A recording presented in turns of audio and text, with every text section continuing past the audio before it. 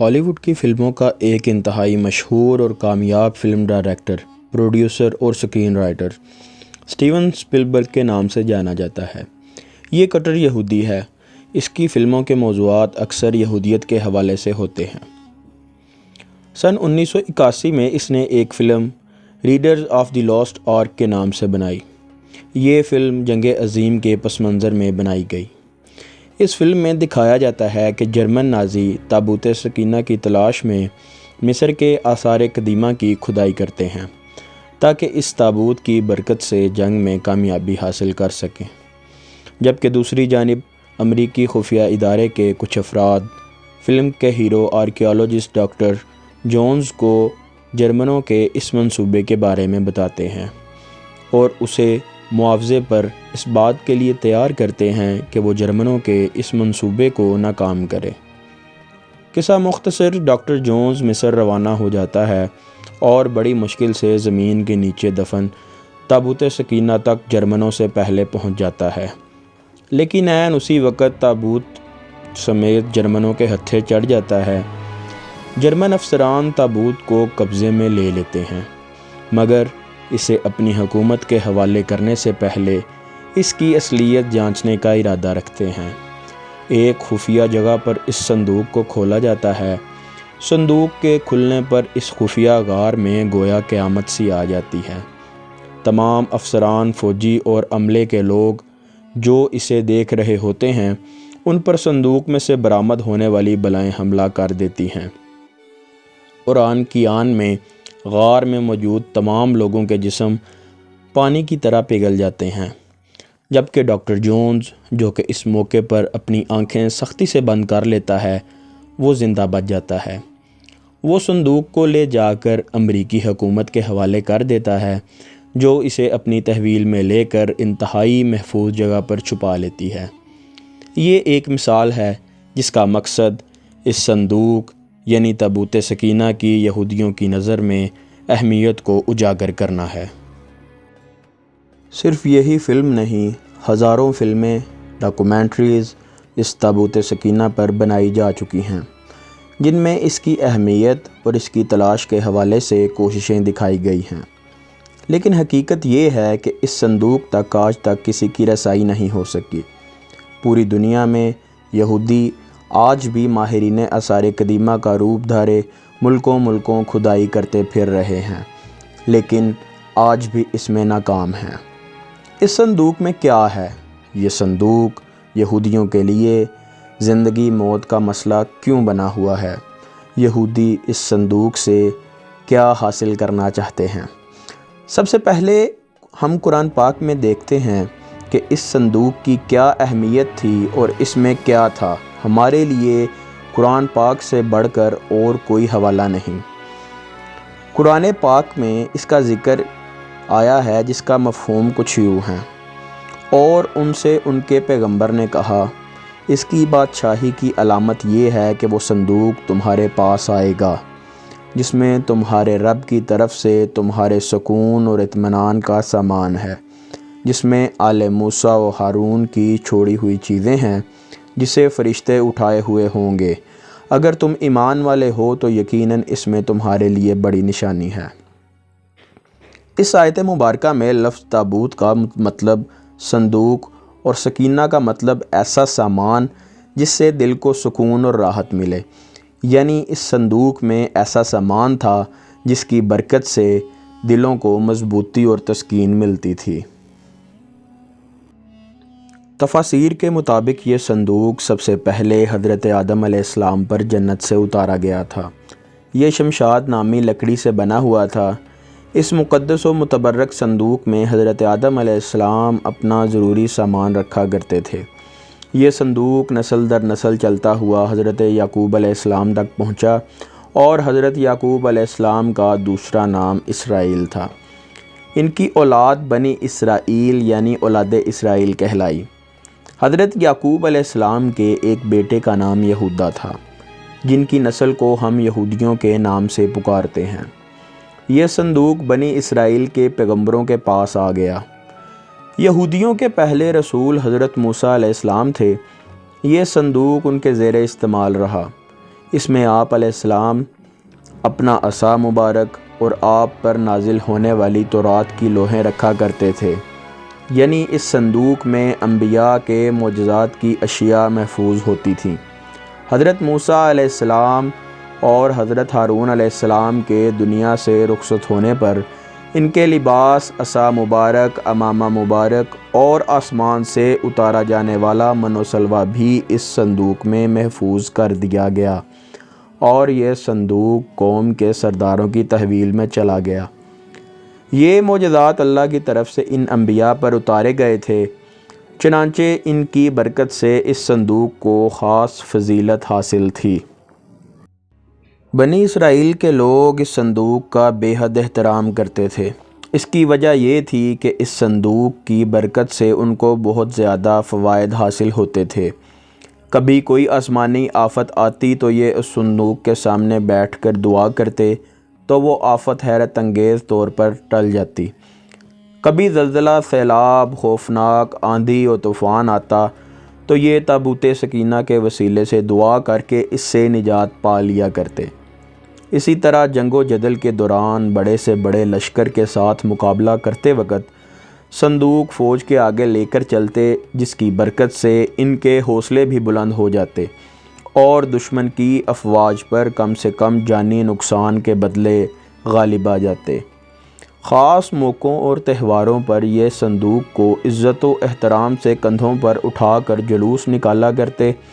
اس مقدس صندوق کی حفاظت کے لیے فوج کا ایک خصوصی محافظ دستہ تعینات ہوتا تھا۔ یہ قوم بہت عجیب و غریب عادات کی مالک تھی۔ ایک طرف تو صندوق اور اس میں موجود اشیاء کا احترام اس قدر کہ تصور بھی نہیں کیا جا سکتا، دوسری طرف اللہ کے احکامات سے مکمل روگردانی کرنا ان کا معمول بن چکا تھا۔ یہ نہایت ضدی، اڑیل، مغرور اور سرکش لوگ تھے، حد سے زیادہ لالچی، مال و دولت سے محبت کرنے والے اور ظالم تھے۔ اپنے انبیاء اور علماء کی روک ٹوک پر ان کو خوفناک اذیتیں دیا کرتے تھے۔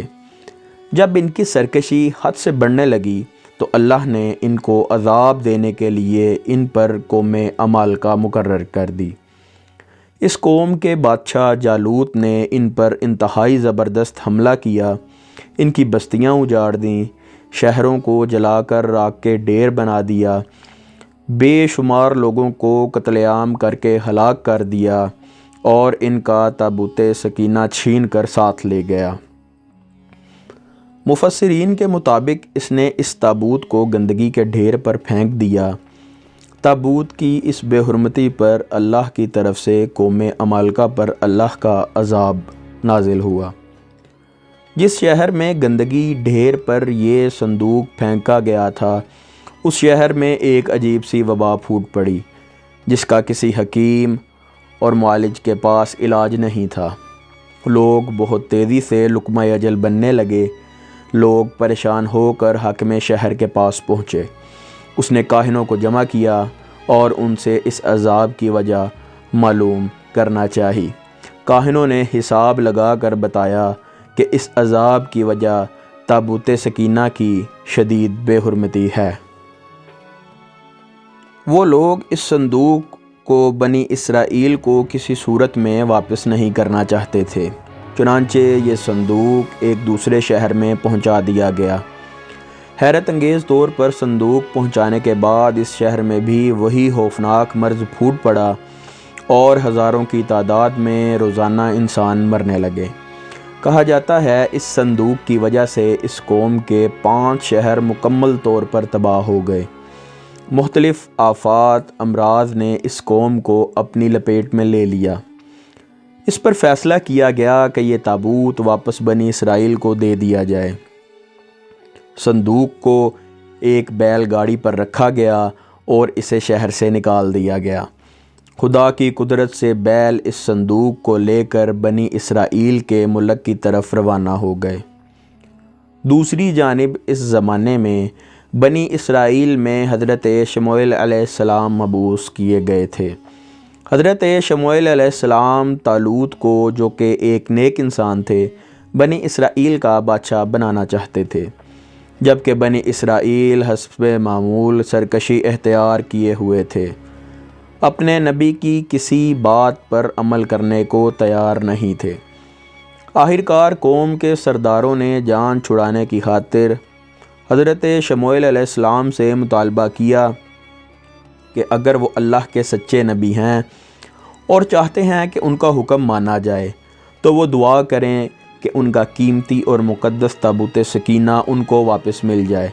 اگر ان کی دعا قبول ہو گئی تو وہ ان کی ہر بات تسلیم کریں گے۔ اس پر حضرت شموئیل علیہ السلام نے حکم ربی سے ان کے ساتھ وعدہ کر لیا کہ تابوت سکینہ اگلے روز صبح تک خود بخود ان کے پاس پہنچ جائے گا۔ اس پر سردار ان کا مذاق اڑانے لگے، کیونکہ وہ قوم عمالقہ کی غضبناکی سے اچھی طرح واقف تھے اور جانتے تھے کہ ان کے قبضے سے اس تابوت کا واپس ملنا ناممکن تھا۔ اگلے روز بیل گاڑی پر لدا ہوا تابوت سکینہ ان تک پہنچ گیا، جس پر حسب وعدہ انہوں نے اپنے نبی کا حکم مان کر طالوت کو اپنا بادشاہ تسلیم کر لیا۔ اوپر والی قرآن پاک کی آیت میں اسی واقعے کا دوبارہ ذکر کیا گیا ہے۔ تابوت سکینہ دوبارہ حاصل ہونے پر اس قوم کے حالات میں ایک بار پھر بہتری آنے لگی، لیکن یہ ان کے اعمال وہی رہے۔ پھر حضرت داؤد علیہ السلام کا دور آیا۔ اس وقت تک یہ قوم خانہ بدوشوں کی سی زندگی گزارتی تھی اور تابوت سکینہ بھی ایک خیمے میں ہی پڑا رکھا جاتا تھا۔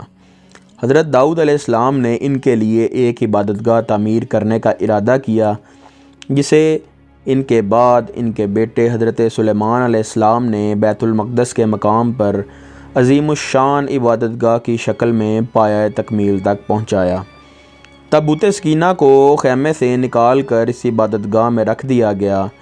اس عبادت گاہ کے تابوت سکینہ والے حصے میں سوائے انبیاء اور سب سے بڑے عالم کے کسی کو جانے کی اجازت نہیں تھی۔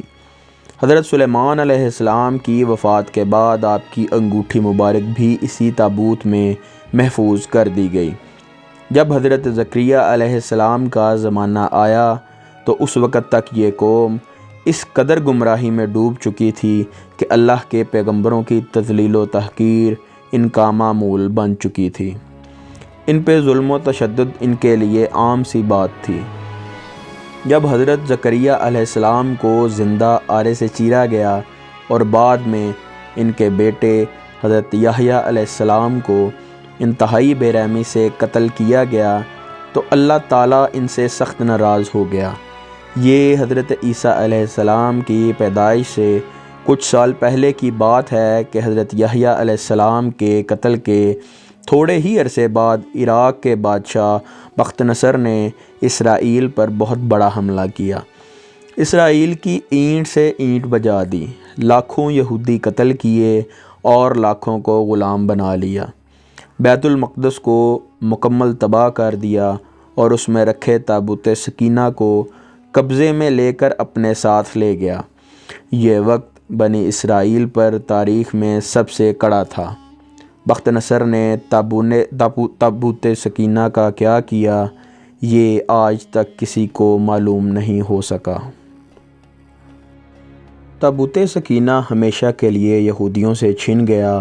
ساتھ ہی یہودی قوم، وہ قوم جو تاریخ کی سب سے بہترین قوم تھی، جسے اللہ کی لاڈلی قوم ہونے کا فخر حاصل تھا، اپنی بدعمالیوں کی وجہ سے ہمیشہ کے لیے اللہ کی بارگاہ میں ملعون ہو گئی، دنیا میں رسوا ہو کر رہ گئی۔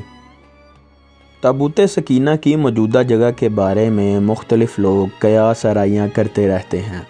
اس پر انگریز، عیسائیوں اور یہودیوں نے بڑی ریسرچ کی ہیں، لیکن حتمی طور پر سارے ایک نقطے پر متفق نہیں ہو سکے۔ کچھ لوگوں کا ماننا ہے کہ یہ تابوت حضرت سلیمان علیہ السلام کے محل میں کہیں دفن ہے۔ ایک مشہور ماہر آثار قدیمہ رون وائٹ کا کہنا ہے کہ یہ مشرق وسطیٰ میں موجود ہے۔